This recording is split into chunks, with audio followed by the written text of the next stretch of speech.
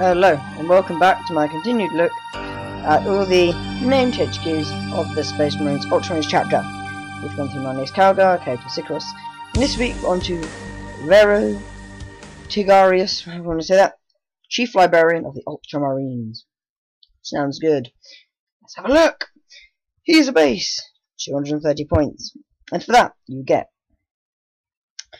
Weapon Skill 5, Ballistic Skill 4, Strength 4, Toughness 4, 2 wounds, Initiative 4, 2 attacks, Leadership 10, 3+ armor save. If that was just a character now and I was getting special rules, I would say don't even look at taking him, that is awful. But here's the psyker. So obviously he's not going to work like all other characters that we look at. Let's start then. His special rules are, he has Master Psyker, so he knows all Space Marine powers, so we can alternate the 3.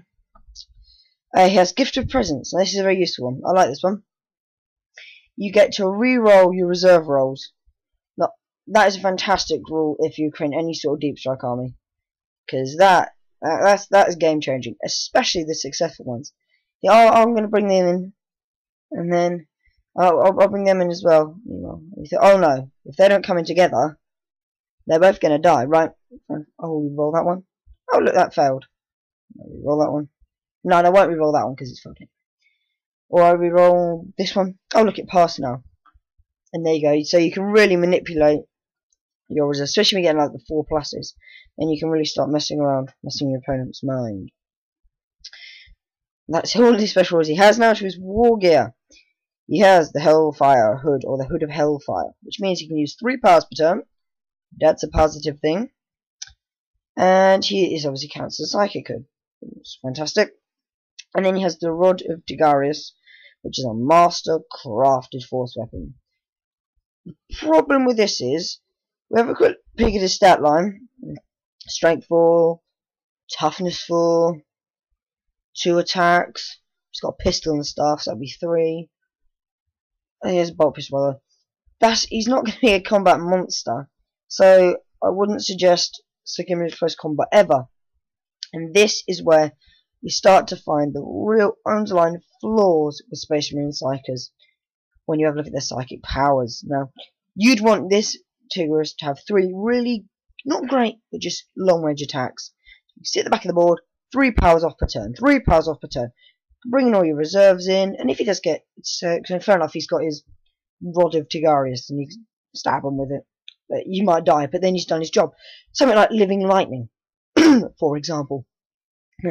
Or anything like that. Then we have a look, right? He's got Smite, 12 inches, Strength 4, AP2, Assault 4. That's 12 inches, so you're going to have to be close, they'll get the charge. Force Dome, you give yourself 5+ invulnerable. That would be good if you had long range power at the back of the board, and you could sit there and just take the blows with it. Right, Machine's Curse.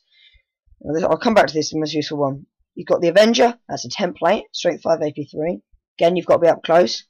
It's got Quickening, makes it Fleet and Initiative 10, but I've already said you don't really want them in close combat, so that is almost a well, it's not really needed. You're never going to really want to get in close combat, even if you do use Sever's Initiative 10.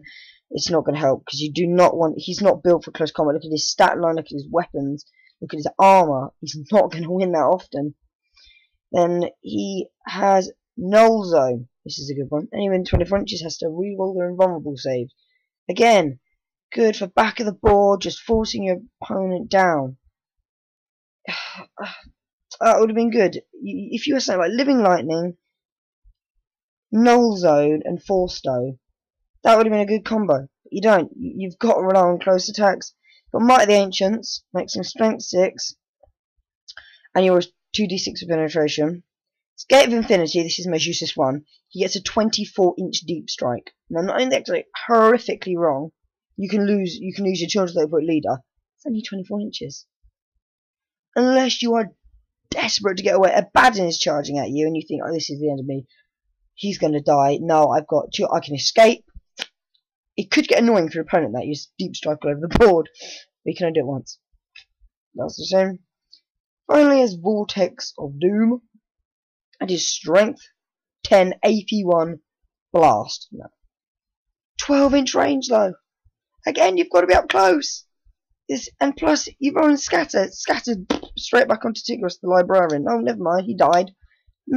No, no internal warrior. He's only got 2 wounds.